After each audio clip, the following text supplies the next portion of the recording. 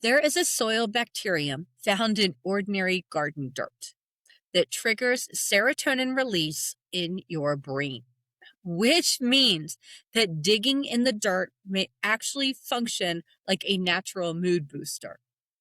And that is just the beginning of what your garden has to teach you.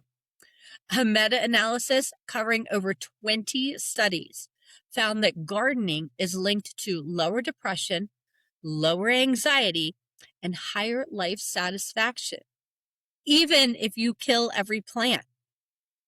And the reason has less to do with the harvest and more to do with the dirt.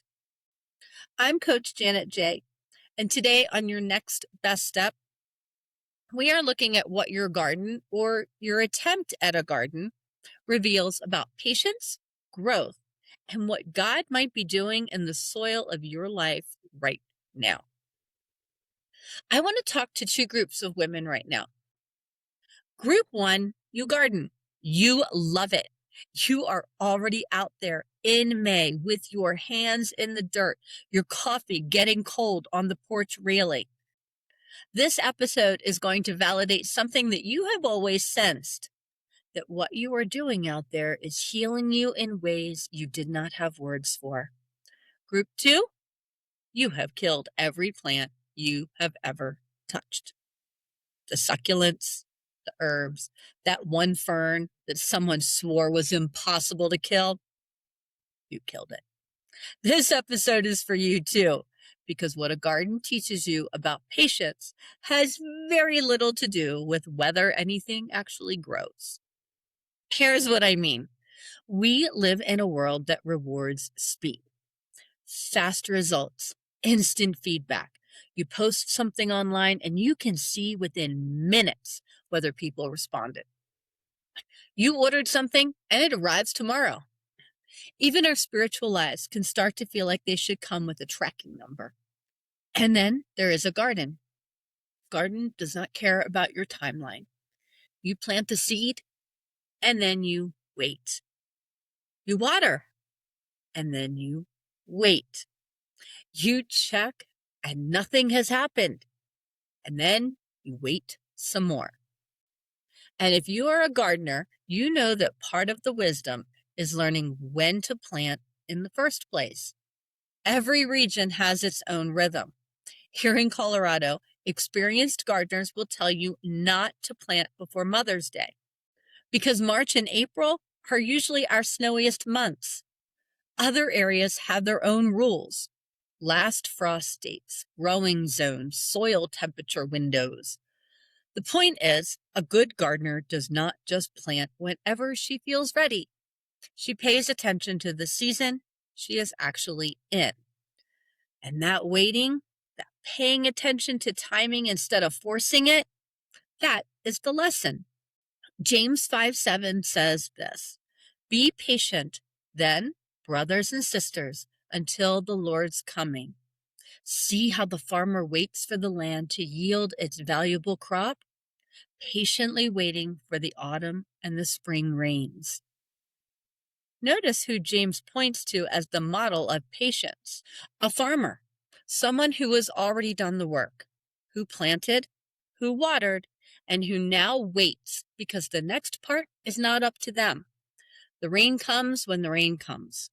The crop yields when the crop yields. The Greek word for patience here is macrothromia.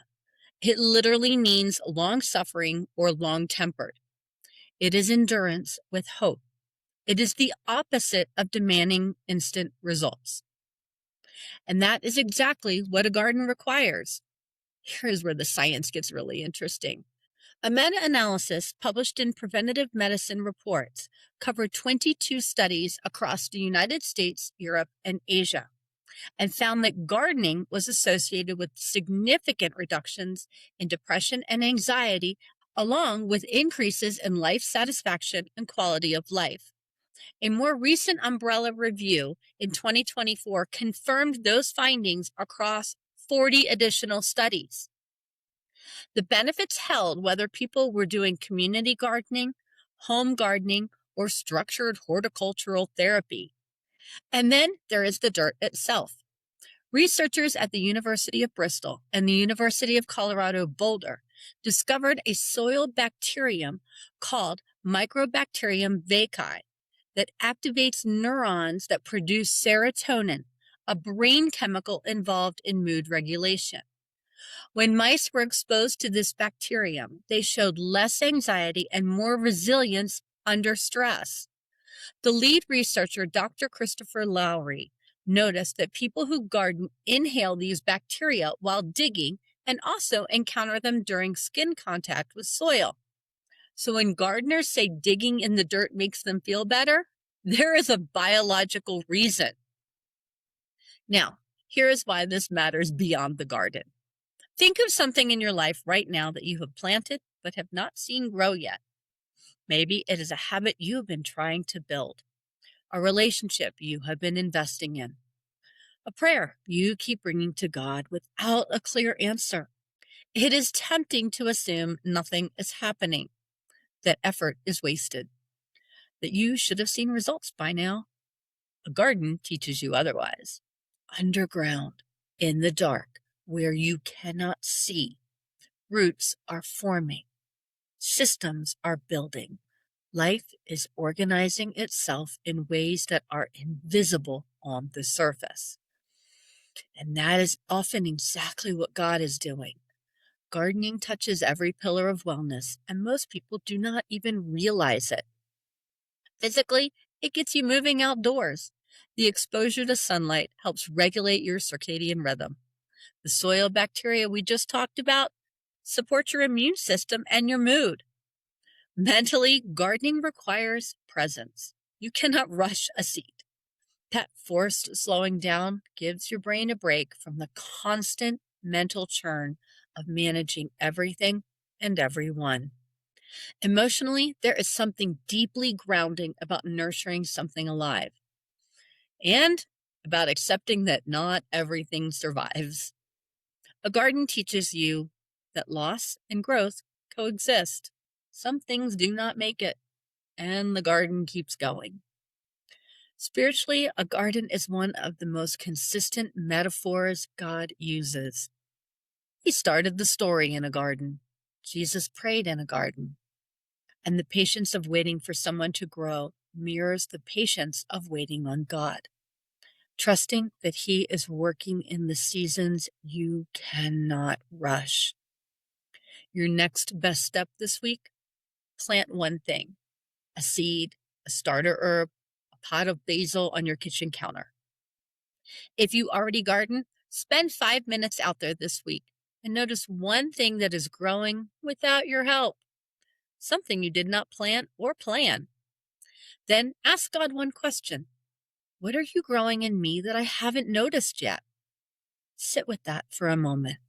You might be surprised what comes to mind. Here's what we covered. The research is clear. Gardening is good for your mental and physical health in ways that go all the way down to the bacteria in the soil. James reminds us that patience looks like a farmer, someone who has done the work and now trusts the timing. And whether your garden is thriving or you have managed to kill a cactus, the lesson is the same. Growth does not happen on your schedule. It happens in God's. On Monday, we're talking about something a lot of women carry but rarely name: the weight of being the one who mothers everyone, even when no one asked you to. That one's going to land differently depending on where you are in life right now, and I think it's worth hearing no matter what your main looks like. Follow or subscribe wherever you are listening or watching so that you do not miss an episode. I will see you Monday. Take your next best step.